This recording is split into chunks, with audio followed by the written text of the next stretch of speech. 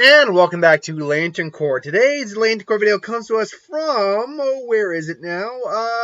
Nuclearized Hulk, who asked the question, what Lantern Corps does SCP-706, the porcelain doll, belong into? Now, SCPs are very tricky to do anything for, be it a Zompacto, a Lantern Corps, anything, because many of them aren't, first off, many of them aren't sentient beings. Many of them are like items. But even for the ones that are sentient beings, it is difficult to define personalities for these characters, or these beings. The porcelain doll is one of those examples. The porcelain doll, SCP-706, is described as an adolescent European female identified as redacted. Like, they treat it as actual redacted information. 12 years of age, roughly, according to local records at the time of initial containment. Although, that's at the time of initial containment. Records also indicate that SCP-706 has been homeschooled throughout its life, and the neighbors rarely saw 706 outdoors. It is physiologically normal with the exception of an abnormally high resting temperature of approximately 38.5 degrees Celsius, okay? And that its entire epidermis is composed of porcelain, with the exception of small areas around its joints. The layer is extremely fragile due to its thickness. It can crack or break when subjected to impacts or even excessive movement, a process that is reportedly extremely painful. Now, SCP, she will do what she can to maintain her beauty, but what we do learn a little bit of personality is the SCP was treated as a young girl, and there was an incident with their father and mother where her father was drunk, was being abusive, and the mother shot said father. There was 2 gunshots are heard, and then there was one more gunshot, and it's implied that they were both killed.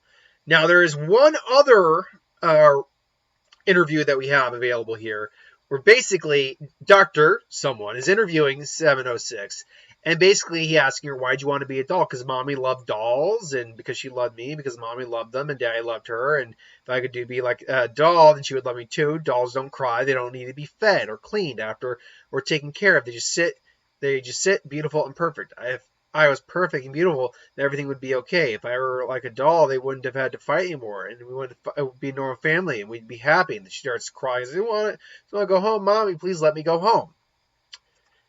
So, okay. There's a little bit of insight to the personality. The problem here is that there isn't a Lantern Corps that really fits this type of personality. This is like one of the common images they use for the porcelain dolls. This is what I went with. But there isn't much we can go with that for a Lantern Corps. Definitely not willpower. No one seems to be afraid of this individual. She's not one of the scarier SCPs. She doesn't seem to be angry.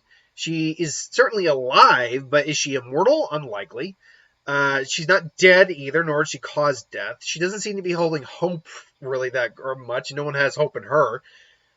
Compassion doesn't really seem to be. She doesn't seem to lack it, but doesn't seem to be very strong. Avarice and love, you can make an argument for. I suppose what she's doing was out of love, but the problem is that the person she loved, they're dead. So that isn't really seen to be a prime motivation at this point.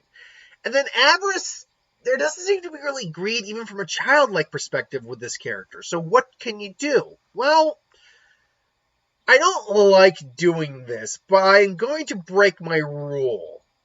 I'm only going to do it for a character that I really can't find any other option for. So there is a 10th Lantern Corps, for those of you who are aware and not aware, and that is the Ultraviolet Lantern Corps. I believe it came from the Dark Dimension. Basically, they're controlled by a sentient sun called Umbrax. And they are essentially it's never made clear what emotion powers them. We know it is negative emotion. We know negative emotions are involved, but it's never actually explicitly stated what powers this Lantern Corps. And the theory that goes with it is that they are powered by shame.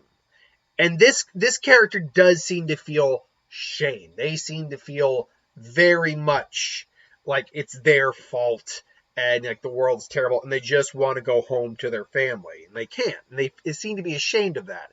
It's later explained on through other research that she became more distant and detached, actually taking pieces of porcelain off her to, groom herself. So that to me seems to coincide with shame.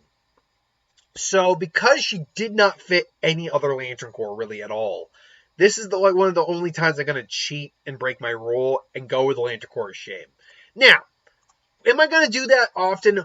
No. I'm only going to do it if there really is no other way. Like, if there's no personality defined or, emotional personality. If there's no emotional spectrum of the character displayed that is reasonable enough to fit into anything here, that's when I'll consider the shame. But otherwise, it was the only option that actually did make sense. And even then, that's only if shame is indeed what powers this Lantern Corps. So I decided to go with the Ultraviolet Lantern because there's other characters I honestly could have gone with shame as well based on their nature. But honestly, I still wouldn't. They still probably wouldn't have been the primary Lantern Corps for them. Either way, thank you for watching, though. Hope you enjoyed. Like, comment, share, subscribe. What did you think of this choice? Do you agree with it? Do you disagree with it? Let me know. But thanks for watching. Hope you enjoyed. Like, comment, share, subscribe. As always, you want us to review something, put in the comments below. Let us know we'll do a review of it at some point. Hit that bell if you want to be notified. Thanks for watching. Hope you enjoyed, and I'll see you next time.